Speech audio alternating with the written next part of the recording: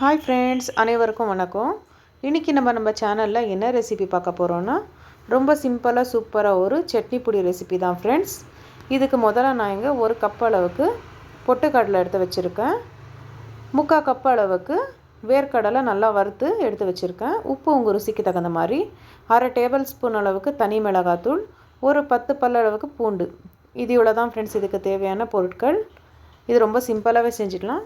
இது இப்போ எப்படி செய்கிறது பார்க்கலாம் வாங்க ஃப்ரெண்ட்ஸ். முதல்ல நம்ம ஒரு மிக்ஸி ஜாரில் நம்ம எடுத்து வச்சுருக்க பொட்டுக்கடலைலாம் சேர்த்துக்கலாம். அது கூடவே நம்ம வறுத்து வச்சுருக்க வேர்க்கடலை கூட சேர்த்துக்கலாம்.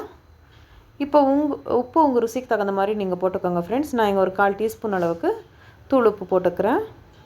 அப்புறம் நம்ம எடுத்து வச்சுருக்க தனி மிளகாத்தூள் போட்டுக்கலாம். இப்போது நம்ம எடுத்து வச்சுருக்க பூண்டு சேர்த்துட்டு இதெல்லாம் சேர்த்து நைஸாக அரைச்சி எடுத்துக்கலாம் ஃப்ரெண்ட்ஸ். அவ்வளோதான் ஃப்ரெண்ட்ஸ், ரொம்ப சிம்பிளாக சூப்பராக ஒரு இன்ஸ்டன்ட் சட்னி பொடி ரெடியாக இருக்குது. இது உங்களுக்கு இட்லி, தோசை, சப்பாத்தி எது கூடனாலும் ரொம்ப நல்லாயிருக்கும் ஃப்ரெண்ட்ஸ். ஒயிட் ரைஸ் கூட ரொம்ப நல்லாயிருக்கும்.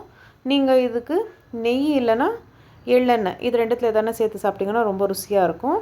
நீங்களும் இந்த ரெசிபியை ட்ரை பண்ணி பாருங்கள் ஃப்ரெண்ட்ஸ். உங்களுக்கு இந்த வீடியோ பிடிச்சிருந்துச்சுன்னா வீடியோவை லைக் பண்ணுங்கள், ஷேர் பண்ணுங்கள், கமெண்ட் பண்ணுங்கள். மறக்காத நம்ம சேனலை சப்ஸ்கிரைப் பண்ணிக்கோங்க ஃப்ரெண்ட்ஸ். உங்கள் சப்போர்ட் எப்போவுமே இதே மாதிரியே இருக்கட்டும் ஃப்ரெண்ட்ஸ். ரொம்ப நன்றி.